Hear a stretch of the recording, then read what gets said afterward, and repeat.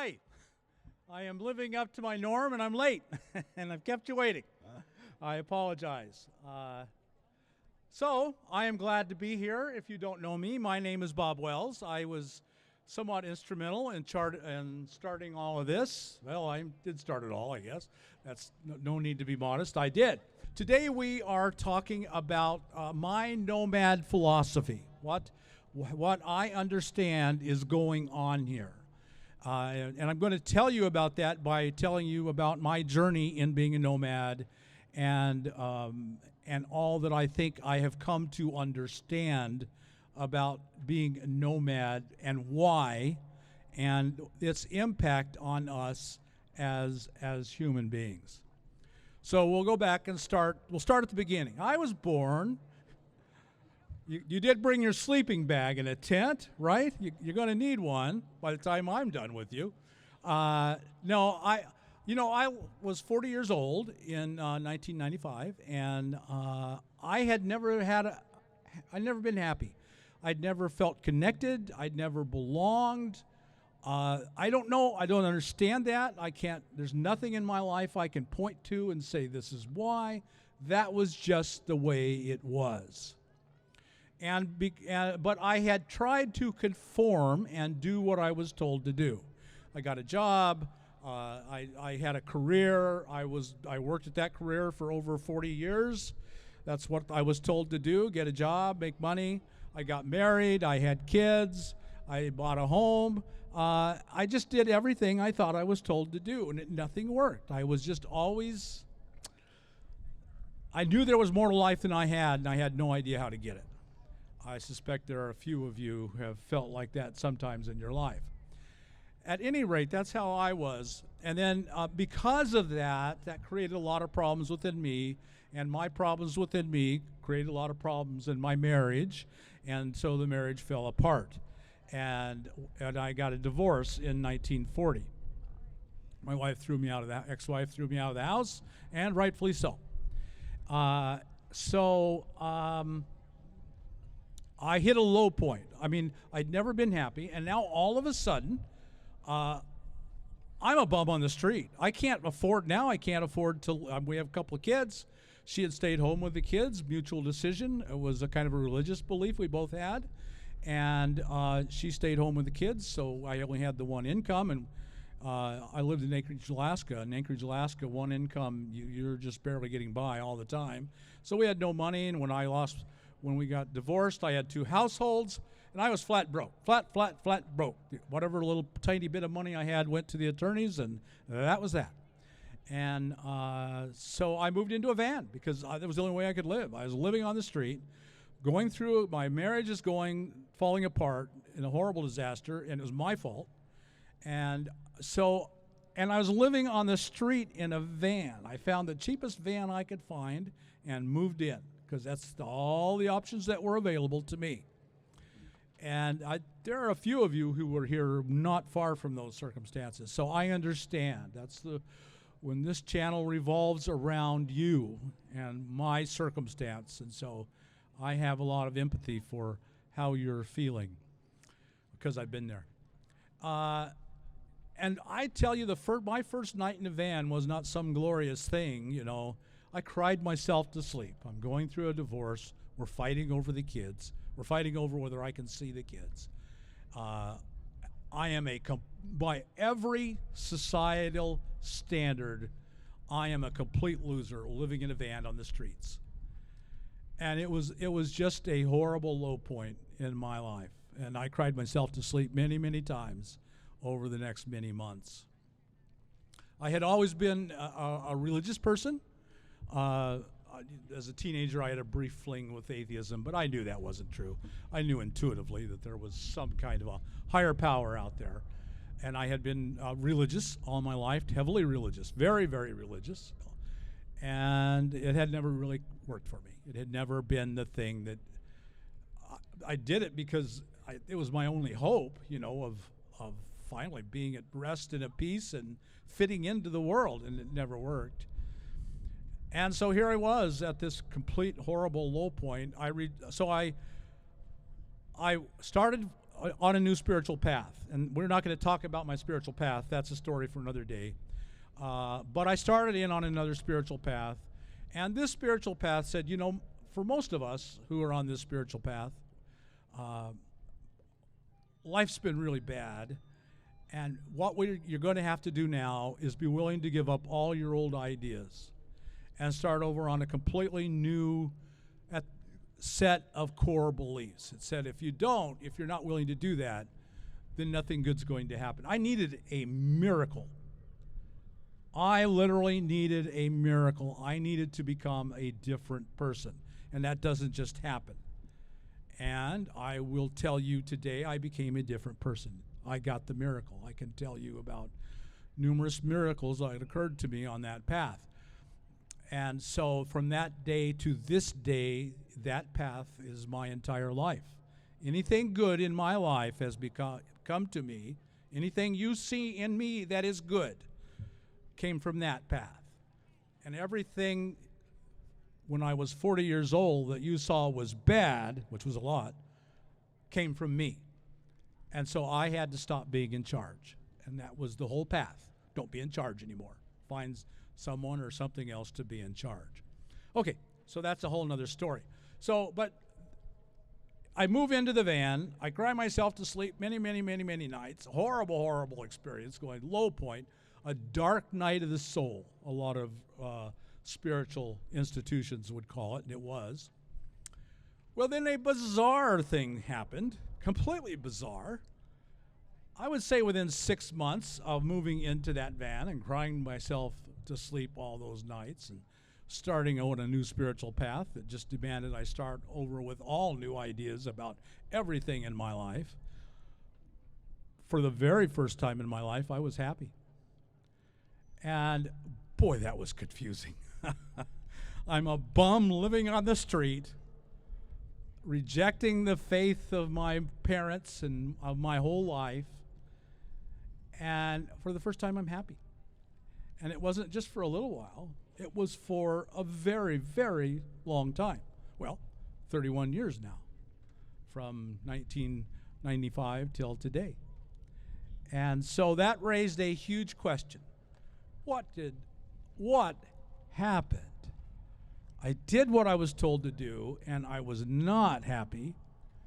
And I broke all the rules, disobeyed everything society said I should do, living on a street as a bum. Although I kept going to my job, I made a good wage. I paid my alimony, I paid my child support, I paid my taxes. But I was living on the street in a van. And to everybody else around me, I was a hopeless, homeless bum. Well, I found an answer. And from that day to this, I have searched for an understanding of human beings. And because I was finally happy, and I knew there were an awful lot of people, I looked around where I worked, and there were an awful lot of unhappy people there. And I knew they were just as miserable as I had been, and they hated their jobs as much as I hated my job. And I thought, and I found the answer. And I wanted to tell them. I started a website called Cheap RV Living, and then many years later went on YouTube, created a YouTube channel called Cheap RV Living, and you know the rest of the story. Here we are. So what I want to tell you today is what I figured out, why this thing works for me, and it has worked for many tens of thousands of other people who have heard what I said and followed me. And let's do a show of hands. How many of you would say you don't follow my story, but you've decided for whatever reason to move into a van by choice or by force, and you have found the best time and the best quality of life right now? How many hands? Now, there's a lot that aren't up, so I'm a little surprised by that, but there's a lot that are. So I'm not alone in this. I have talked to many, many, many people who would say that story was true for them. So what did I discover? Well, because I had this spiritual bent in my life, I knew it had to be spiritual, but I have a scientific bent in my life, and I knew it had to be reasonable and logical. When I went on YouTube, everything you say on the internet, before then, when I was just a website, everything you say on the internet is going to be challenged, and you have to prove it. And I realized I didn't have proof for all my beliefs. And I decided I would never say anything in front of anybody that I did not have valid, reasonable, logical reason to say it. It won't be all convincing, but it will be logical and it will be reasonable. And so I started studying a dual path. I studied all the religions of the world to understand where I had missed it and where I could be more correctly on a spiritual path. And I studied science, particularly psychology and anthropology. But I love all science. I've been studying in the last 10 years, 15 years, lots of physics, quantum physics, understanding the quantum physics of the universe and being human. We're not going to get into that at all. That's another story for another day. But studying psychology and anthropology became a major importance to me. How long am I going on for? Okay. And so I discovered a man named Carl Jung. Some of you may be familiar with psychology, hugely influential, still today, over the 1900s. And he was a student of Freud and was the heir apparent of Freud, but he broke with Freud because Freud was kind of a nutball. I don't know how anyone can be a Freudian. It just all the stuff with sex and your mother, and it just, I don't understand how anybody's following that stuff. At any rate, they broke, and that was primarily why, because he didn't think it was all your mother's fault, and it wasn't all about sex, and so it's a lot about sex. I think we all know that, but it isn't all about sex. And so, but Jung became really well known and famous. And on the spiritual path I follow, he had a very indirect influence, but I would say he is almost revered on the path that I follow. And so I came into studying psychology with a great respect for Carl Jung. And the amazing thing about Carl Jung is he is, of all the scientists, and he was a scientist, he stood right in the middle between spirituality and science. And he incorporates the two into his psychology. And so I spent a lot of time studying Jung. And to this day, I think no one understands human beings like Jung does. And I revere Jung and teach him a lot. So I started reading about Carl Jung and found a book that changed everything for me. And I'm going to briefly tell you about this book. And it's an idea that Carl Jung has and teaches. And so here we go. So I have a couple of quotes from Carl Jung. One of Carl Jung's ideas was the collective unconscious and archetypes. And we're not going to talk about those at all because that's neither here nor there. But the idea behind the archetypes is all the collective history of Homo sapiens, human beings, you and I, and all of our ancestors. Pre-ancestors to us are called hominins. This is the whole hominin history, and hominid, which are primates. And then all the way back are carried, their history is carried within us. And that's the idea of the archetypes. And so I'm going to read some quotes from Carl Jung, and I hope I have them all marked. Here's one. Every civilized human being, however high his conscious development, is still an archaic man at the deeper levels of his psyche. You are that archaic man. All that inheritance is still there. It hasn't gone away. It's never going to go away. We didn't stop being hunter-gatherer nomads until 10,000 years ago. About 10,000 years ago, I think it was mainly the end of the last ice age, we developed domestication of animals, horses, dogs, and cows and pigs, but mostly domestication of plants. Wild wheat became wheat. Rice, we started harvesting wheat and rice and all the other foods. And that allowed us to become farmers. And once we became farmers, we were no longer nomads.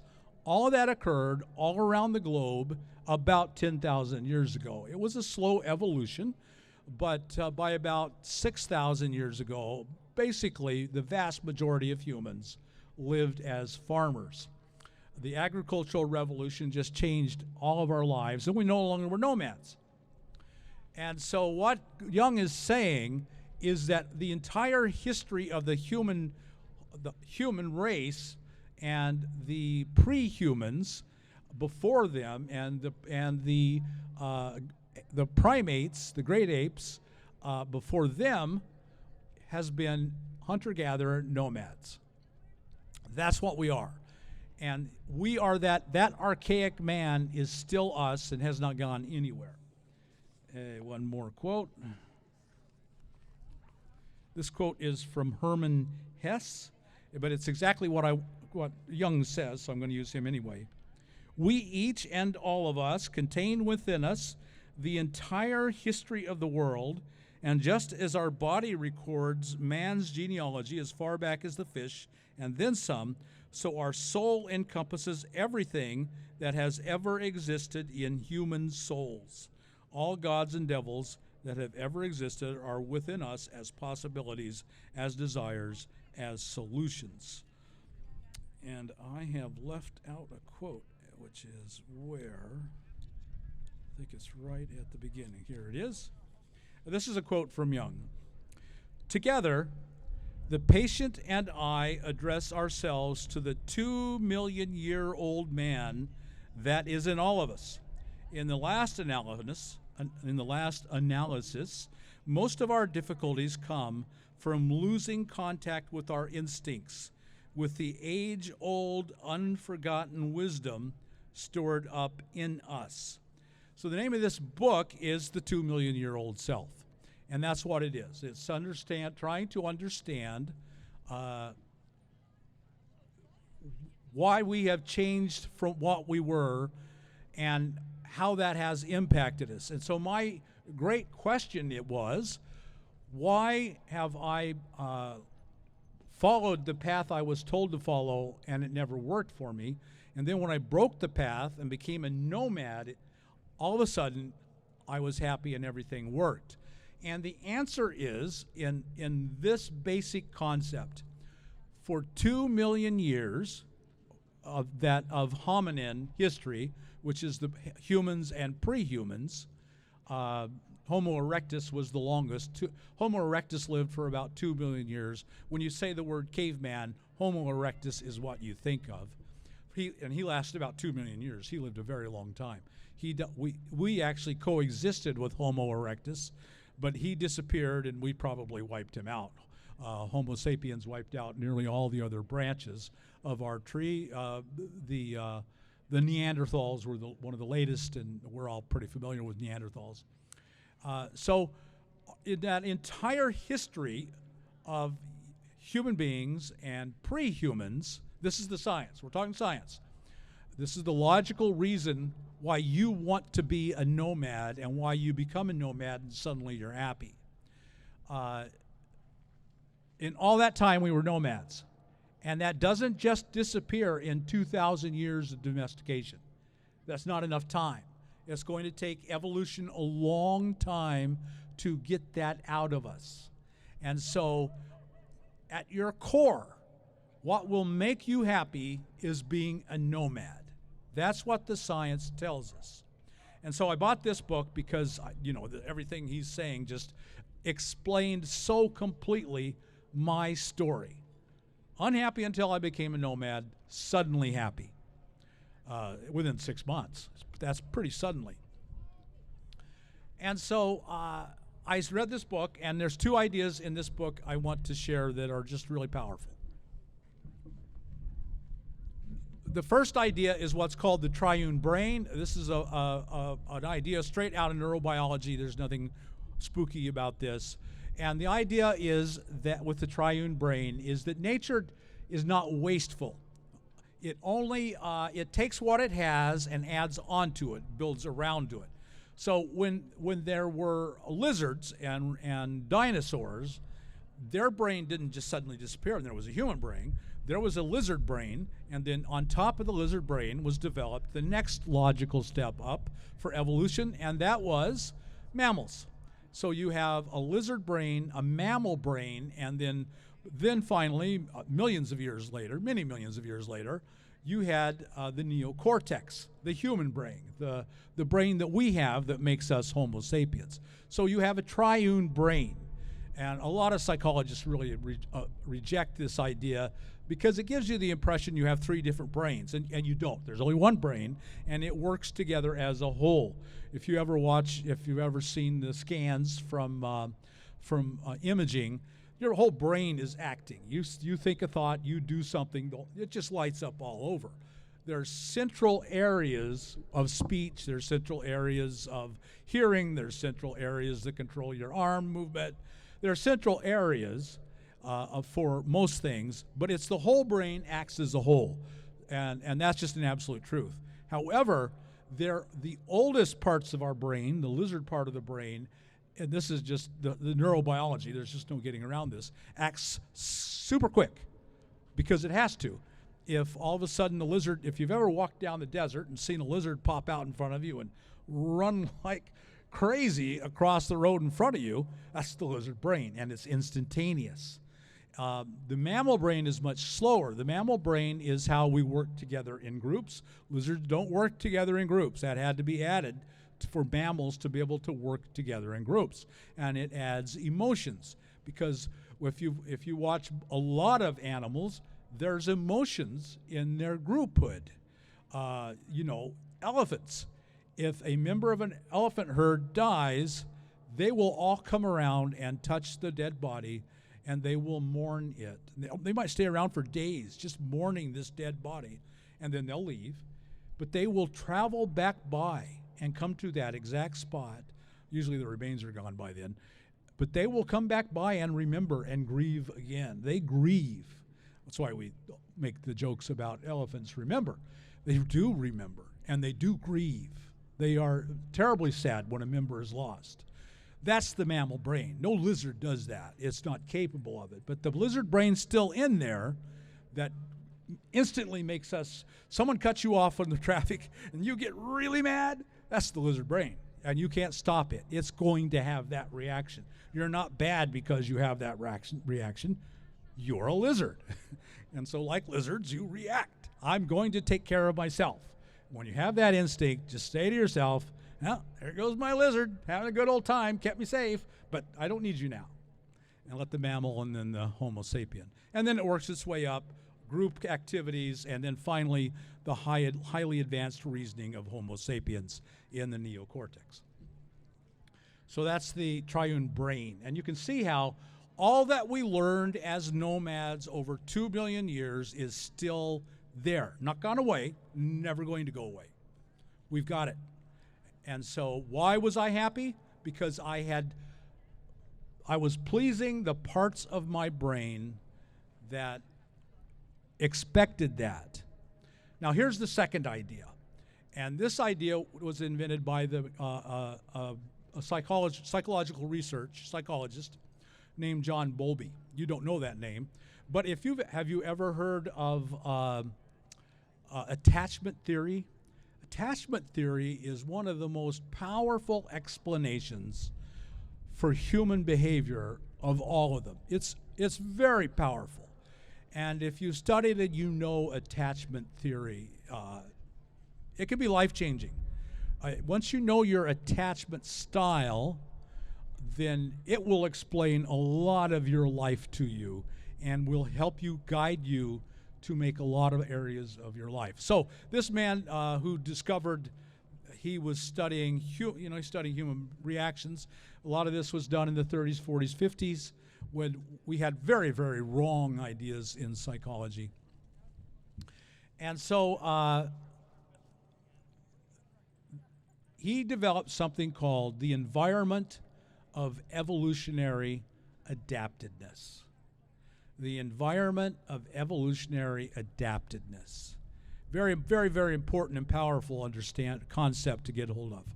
Every living organism on Earth evolves in a certain environment, and the environment molds it to become what it becomes.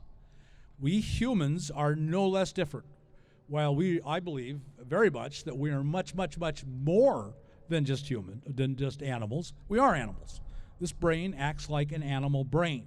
That lizard is in there, and when you get mad, you get mad. And when you see red, you see red. And when, if there's sexual enticement, you are sexually enticed. And that's just the animal in you, and it's never going to go away. Now, you, as civilized people, and with the neocortex, we tamp it down and we stuff it down, but it's still in there and it's never going to go away. So this environment that we evolved in, we formed us to what we became. If something had an evolutionary advantage, it became part of the whole species. In other words, if you lived to reproduce, then you carried that trait forward. This is basic Darwinism. Again, I am absolutely devoted to spirituality, but I don't see any conflict between these two concepts. I can't imagine why anyone would. If following a spiritual path requires that I abandon science, then I'm going to abandon that spiritual path. That just doesn't make sense to me. There's no conflict between the brain and the heart and the soul. And so evolution molds you to be whatever that environment requires. 2 million years of being a nomad means we are nomads, and it's not just going to change in the next 10,000 years. The environment of evolutionary adaptedness says this is who you are and what you need to live your very best life. And I think that's what we're finding out here, is that we need this environment of being a nomad because it fits in with being the healthiest, happiest we can be. Okay, those are the two concepts I wanted to communicate out of that book. So, and I'm going to run out of time, as always. So, next I said, okay, so the cavemen, using that very broad term, that were pre-us, and then the early Homo sapiens, the first 200, 300,000 years. Homo sapien, you and I, exactly like us, have been around for about 300,000 years, 200 to 300,000 years. And in that time, every single one of us, that were no exceptions, we were hunter-gatherers. And then as time went along, we would branch off, and so we were all hunter-gatherers. There was no other way to live. There was no domestication. But then most of us, to be hunter-gatherers, we had to be nomads. You had to move. When the season changed, you moved with the seasons. If there were a band of 50 to 100 of us, we all stayed in one place, what's going to happen? Well, we all know this as nomads. You'll burn all the wood around there. You'll pollute all the water around there. You'll all poop and pee on the ground because there's nowhere else to take it, and you're going to pollute around there. So you're going to move. You're not all going to live as nomads without any technological advancements in one place for the rest of your life. You're going to move. And when the fish are running over there, you're going to go over there. And when the blueberries are blooming over there, you're going to go over there. And when it's really, really cold there, you're going to come down here where it's really, really warm. Humans have always lived this way. For 2 million years, every human lived the way you and I live now.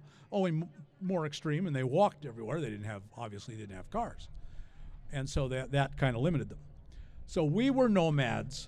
That's who and what we are. And our behaviors, most of our behaviors now, are lining up with the environment of our evolutionary adaptedness. When it's cold, we go somewhere warm. When we don't follow the food seasons, although in following the seasons, you do follow food. But that's why we're living, and that's why living this way, it works out so well for us. Okay, I better move on. Then I found another book. This book is Stone Age Economics, and he just studies He was an anthropologist, and he did studies on ethnographic studies. Ethno is ethnic, which is race. He went into groups in areas. That's what all ethnographers do. So they will discover a new group, and they've been doing this for the last several hundred years. So when they discovered a group, the ethnographer would come in, live with them, watch them, take notes, and learn everything he could know about them. And then they would write a study in a book, publish it in a paper today. That's what they will do. And so all over the world, as the European nations spread imperialism and went over and conquered them and took over, they took these ethnographers with them who moved in with the people, studied them, and learned about them. That's what this man is, Marshall Salins. He's a pretty well-known ethnographer. And he has done that numerous times, and his writings on that group of people are well known. Well, this book, Stone Age Economics, his name is Marshall Salins, is a study of the studies. In science, a study is narrow and focused. You study this group of people at this time. That's all you do. Then you write the report, the book, whatever. A study of a study is a meta-study, and you take all these reports for the last several hundred years, starting in the 1700s and the 1800s, as Europeans conquered the world and took over the world, they went in and studied them. So we have lots and lots and lots of very scientific studies from hunter-gatherers for the last several hundred years. And this is a study of the studies. He read all these studies and gathered the information from them and put it together as a whole so that, you know, when you learned about this tribe, it might be different from this tribe. But all of them had certain similarities and certain things you could learn. And when you put them all together in a big, broad study, you would learn what Homo sapiens as a whole lived like. That's what this book is. Now, it's almost all that we care about, I really study and know, is in the first chapter. The first chapter is called The Original Affluent Society. And it's so well known in the scientific circles that you can go and download that right now as a PDF. You could do it while you're sitting here if you've got good enough connection. Just go on Google, go on whichever search you use, and type in Marshall Salins, S-A-H-L-I-N-S, just Salins, S-A-H-L-I-N-S, Original Affluent Society, and I guarantee you there will pop up numerous sites that have it as a PDF. It's an old book. It's a textbook. This book is still being used as a textbook today. It's that so highly regarded. And you can download the Original Affluent Society. And if you're at all interested and not bored out of your mind by the things I'm saying, I really encourage you to do so. He writes to the layman. It's not a book of science. After the first chapter, it's a book of science and gets very difficult to read. But that first chapter, The Original Affluent Society, just really is easy to read. And it's almost like this man knew us and describes you and I to a T. It's just astonishing. I would really encourage you all, if you read any kind of literature about science at all, that's a good, easy read. I would encourage you to read that book. You can download it free. And so I guess I want to try and, with the very limited amount of time I've left myself, look at some of his ideas. How would I want to do it? All right. Okay, I guess we'll just go here first. Oops, is that not the right one? Nope, that's the right one. Okay.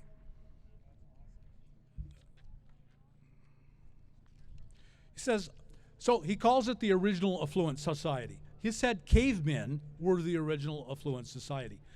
And then he describes what that means. Well, he defines affluence as the ready availability, the easy way to fulfill your needs. A society that can easily fill its needs and wants is affluent. So we think of the rich as affluent because they have a desire, they go out and buy it, and they get it. That's affluence. But it's really important that he says I'm going to read this. That's affluence, easily meeting all your needs and desires. But he says there are two possible courses to affluence. Wants may be easily satisfied, that's our definition, either by producing much, which is our society's answer, produce a lot, and you can become affluent, easily match all your needs. Or, two, desiring little. And in our society, we worship at the ground of producing much, and we despise the idea of desiring little. In fact, if desiring little became a popular idea in this country, more than just this little fringe group that does it now, actually does it like I think nearly all of us are, desiring little, living small, living tiny, the country'd collapse instantly because we have to crave more.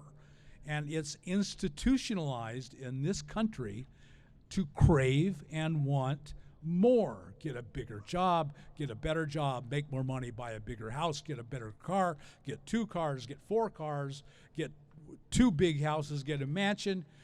Don't have just $100,000 in your savings account, have $1 million in your savings account, have $1 billion in your savings account. All you got's $1 billion in your savings account. Get $100 billion in your savings account. All you got is $100 billion in your savings account. I have $300 billion in my savings account. That's institutionalized in this country.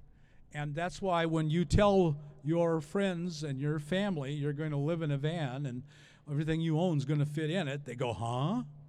And they think you are out of your mind. Because it has been institutionalized, they have been taught it, they don't know there's any other possible way. But down deep in their core is that 2-million-year-old self that Jung talked about, that archaic man, that primordial man who craves to live on virtually nothing and be absolutely free. And he says that, almost uses those words in this chapter. So what he's saying is that because early Homo sapiens desired little, they could easily meet all their needs and then spend the rest of their day just lying around doing nothing. He said that's true affluence. If it takes you 2, 3, 4 hours a day to meet all your needs and the rest of the day you can just sit around and do nothing, that's affluence. That's how he defines it in this book. And I think that's how we define it. I don't have to go to a job every day and work 40 hours a week, and then the boss tell me I got to work over the weekend and say we got to get this project done. So instead, I need you to work 80 hours this week, and then work the 80 hours. Is that affluence? No, that's not easily meeting your needs. So he's saying this is how anyone can have affluence if that's your definition of affluence, desiring little. So I'll move on.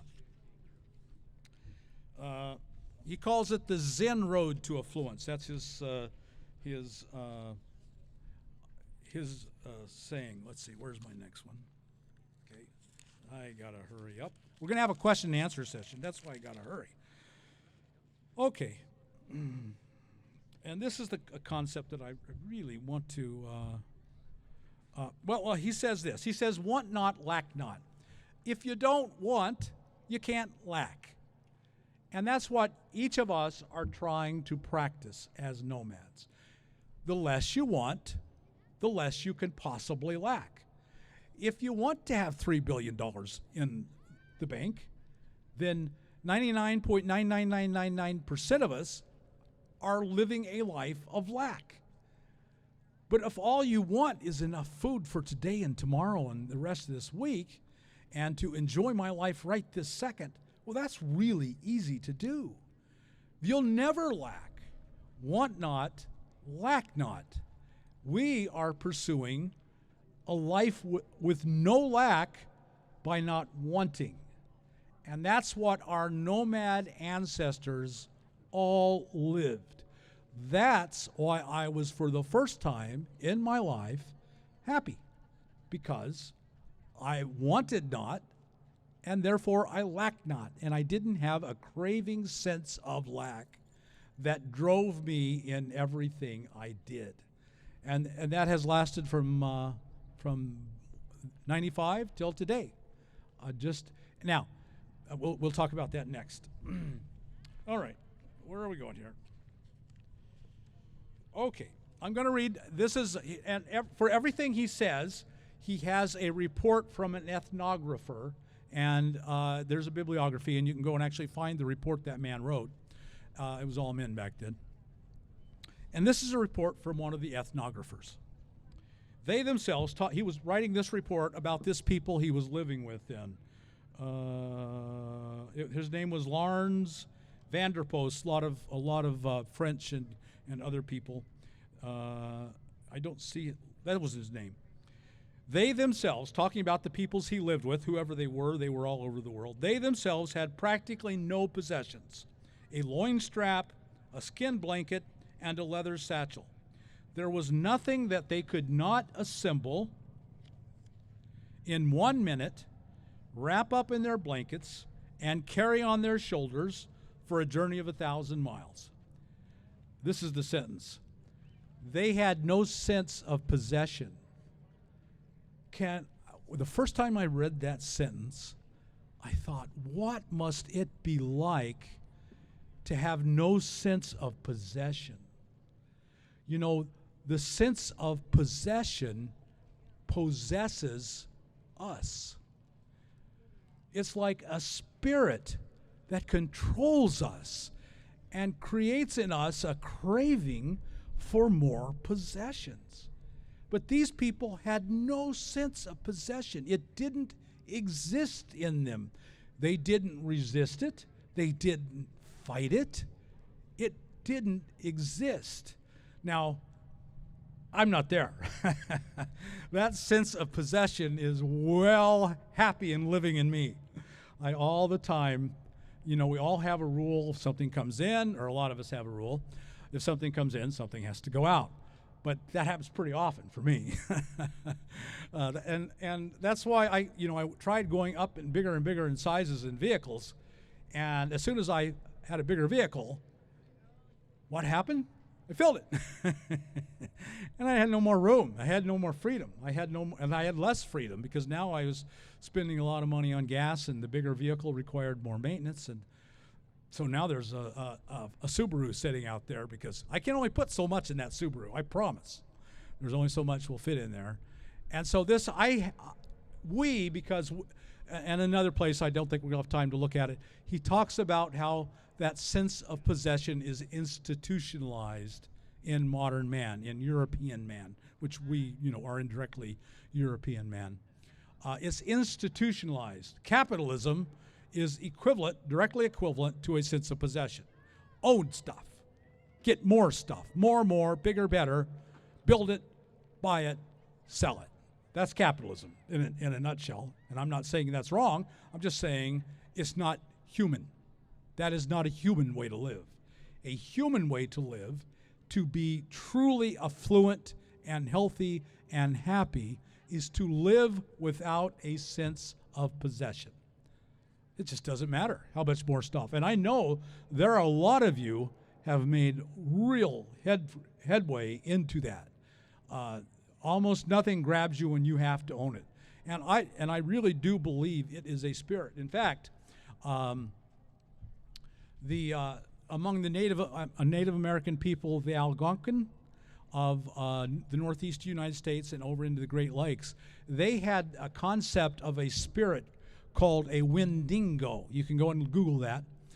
And this Wendigo was this spirit of more, of getting, of consuming. And it owns our society. It controls our society. So much so that if something stands in the way of us getting more, we'll send in the army and take over and get more by force. That's the society. Well, that's what drove the Europeans in the 17s and 18s, 1900s. And that's, unfortunately, is what is starting to drive us today, that empire. And so this is to my mind, it is literally a spirit that you have to fight against. And if not, it's training. We've all been trained. Every commercial you watch today, and all the commercials you've watched in your life, how many millions of commercials have I watched in my 70 years? A lot. Every commercial taught me to crave more, to strengthen that sense of possession. And so now our goal as nomads is to break that sense of possession. If you can break the sense of possession, want not, lack not. There will never be lack in your life again. It's really easy, even in the United States today, to meet your basic needs. We're all finding that out. A lot of you, there are probably here people living on $1,000 a month on their Social Security. I bet a whole bunch of you are living on less than $2,000 a month on your Social Security, and so a lot of what I talk about is how you can meet your needs with the minimum amount of effort and the maximum amount of not wanting and sitting around and relaxing and loving your life.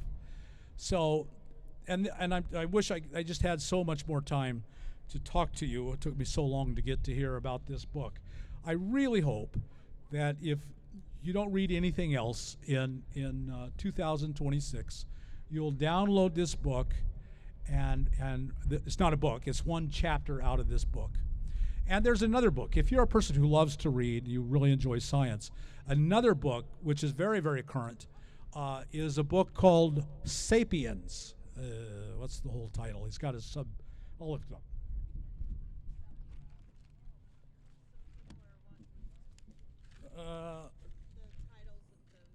Okay, the titles of these.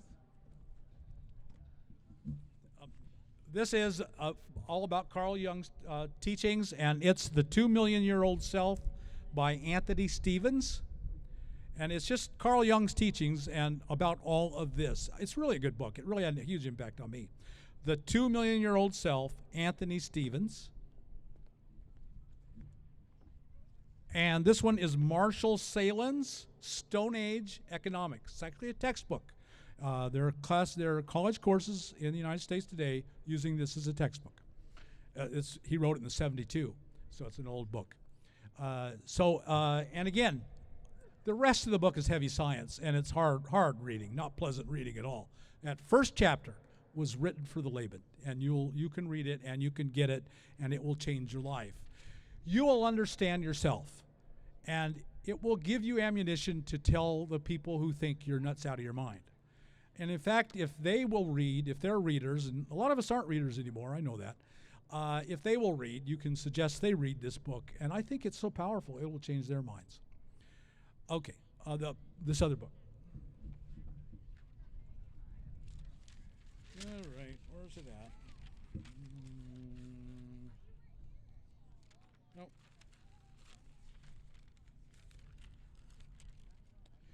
This other book, this book has sold 27 million copies.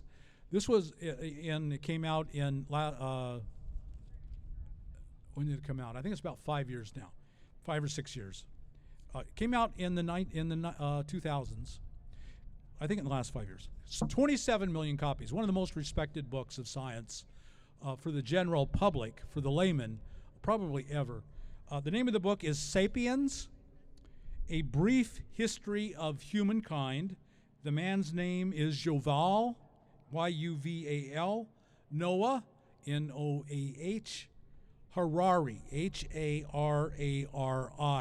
A very current book, very, very revered book, and it might be one that if you want something more current and a book just for every common reader, that's a good one. In fact, I'm sure as a tribute to Marshall Salen's, who just died not too long ago, he has a chapter, Yuval Harari has a chapter in Sapiens titled The Original Affluent Society, and I'm sure it's a nod to Salen's. Okay, enough of that. I wish I could have more time, but we don't, and that's it. So I'm going to take questions, and I hope we have a method to take questions.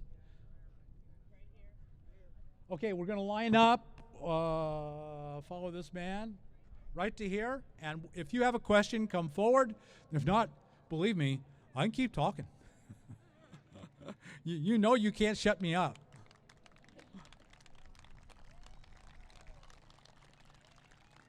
Thank you. Hi, Bob. I'm Vernon, former professor and former therapist. I think a fair critique of what you've just said is that, based on my understanding, caveman only lived to approximately 35 years. And most of the crowd are older than 35 years old. So the problem is, I would add to your work, because I think it's excellent summary that you did. I think it's excellent, is that medical science is what largely helps us to live longer. And that's an argument for Medicare for all. But I fundamentally think the only thing I would add is that most of us, when we have medical problems, we do go to the emergency room, we do seek out professional help. There are many people here who do not have any type of health care, and I think that is a crime, based on my opinion. And I think people ought to have access to health care. So to live beyond 35, I think largely it will take medical science. That's not saying that alternative ways of being healthy is totally at air. No. It's just saying, I think the only thing I would add to what you've said is medical science helps us to live longer. Yes, I'm so glad you said that, because that's left out a part I kind of rushed along and didn't do. None of us are going to go back and live as hunter-gatherers. Okay, that way of life is gone and is never coming back. So we're talking nomads, not hunter-gatherers. We're talking 21st century nomads. And so yes, I have solar panels on I got a solar panel on my Subaru. I've got a 2025. It's the most modern car I can buy. I go to the doctor every year. So we're not going to become hunter-gatherers. That's not possible. That's not the point. In fact, and I'm really glad you brought that up, because I'm going to speak again. Does anybody know when I'm speaking again? 2 days? I think it's 2 days. A couple of days. I'm going to speak again, and that topic is mental health. And the thrust of that topic is going to be the nomad mind versus the civilized mind, and how we can, as nomads, can adopt a way of thinking that will match their way of thinking. That's what we're talking about, our way of thinking and living and feeling. We're not going to become hunter-gatherers. No one here is going to get a bow and arrow and go out and live like a caveman. We're going to go to our doctors. We're going to live our lives just the way we are. And you're so right. I'm so glad you said that, sir. I really, really appreciate that. However, I would add to the comment, yes, they only lived to 35. But if you found out how many of them lived to 20, then you would find out a bunch of them would have lived into 50s. And if you could magically have put penicillin in their hands without everything else that came with science, then you would have gone right back up. In fact, one of the things this book, Sapiens, talks about a lot is the terrible decline in human health when they moved from homo-gatherers, nomads, to farmers, and the horrible impacts that has on the human body. Your body was not designed to eat wheat or grains of any kind. And so that was a horrible mistake, and we're still paying for it today with a lot of our problems we're discovering with we can't drink cow's milk because our body wasn't designed to drink cow's milk. A lot of you can't eat wheat. You can't have gluten. Your body wasn't designed. The environment of evolutionary adaptedness in every way, mentally, that's what we're talking about. Mentally, we live mentally like nomads, not physically, although we live small. So that's a physical aspect. Most of us live small. If you're living in a big RV, you're still living small in this country. 2,000-3,000 feet small in this country for a house. If you're living in an RV, you're living small. If you live in a Subaru, boy, you're not even living at all. Yeah, I appreciate everything you said very, very much. So yes, sir. Yeah, my name's Kevin. Hi, Bob. Thanks for the speaking. I was wondering if you could explain to me how the service of others and volunteerism affects the affluence within our society as nomads? Oh, you're so wise. That's the whole next topic. Next week, that's what we're going to talk about, human well-being. And one of the most important things, so we discussed the most important attitude, the attitude towards things. But the next most important thing was the way they lived. And I want to be careful I don't launch into my next topic. Yes, sir, you are absolutely right. Okay, it's going to be a teaser because I'll just get started and I'm going to teach the whole thing again. And that's not going to do any good. Come back and I will tell you all about how the human relationships, how far we live from right human relationships. It was one for all for one. No one went hungry in a nomad community. If one was hungry, they were all hungry. You went out and you got something. You came home. You didn't feast while he was hungry. You would be kicked out of the tribe. That's the human way to live. That's the human way to well-being. Topic for another day. Yes, ma'am. Tuesday at 10. Tuesday at 10. Yes, ma'am. Thank you, Bob. I took notes. Okay. That was, I really appreciate your hitting that the way you did. I don't actually have a question, but I am suddenly rereading Hermann Hesse, and I've heard of Sapiens, and I just wanted to say Alan Watts as well. If you have, and thank you. That's all I have to say. Thank you. It was wonderful from the heart. Thank you. I really appreciate that. Yeah, I'm a big fan of Alan Watts, but he would come under more of a spiritual talk in my case. So that will be another day.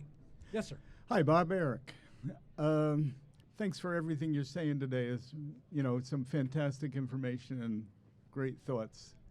Your thoughts on this being the premier or the practice for the ongoing mass extinction of human beings, which is we're in the present moment. There's another one you don't want to get me started on. I'm so sorry. That's the one I could just talk at for so long. Yeah, we are because of the horrible way we live. We're destroying our environment. We're making our environment. Our environment is uninhabitable for Homo sapiens. Now it just hasn't gone over the cliff where it's harder. It's going for us to live in this environment. It's going to get harder and harder and harder and harder, and the day will come when it will go over the cliff, because instead of trying to fix the problem, which is probably impossible at this point, but maybe we could fix it if we really tried. Instead of trying to fix the problem, this country has decided to make it as worse as possible. And we're the biggest country in the world, and so we're doing the most damage, and we're going to go over a cliff. And yes, I have actually done videos on this.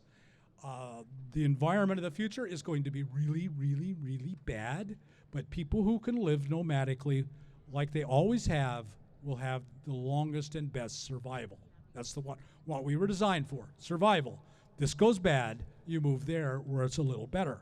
You and I are going to be able to do that for a long time until it's just barely unsurvivable at all. Okay, this will be the last question because I'm way too long.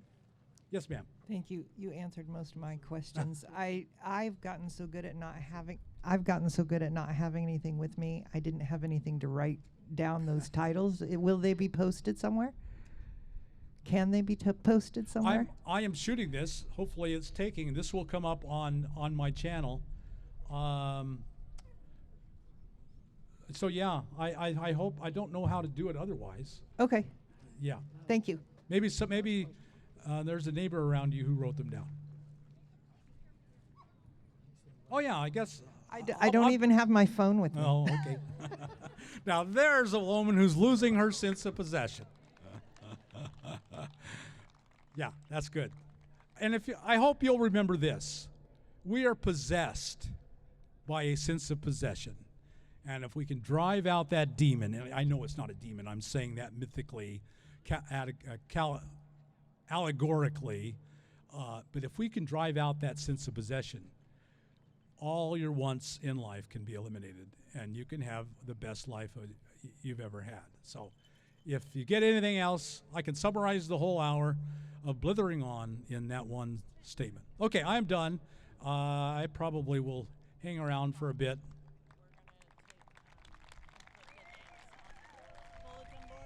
Yes.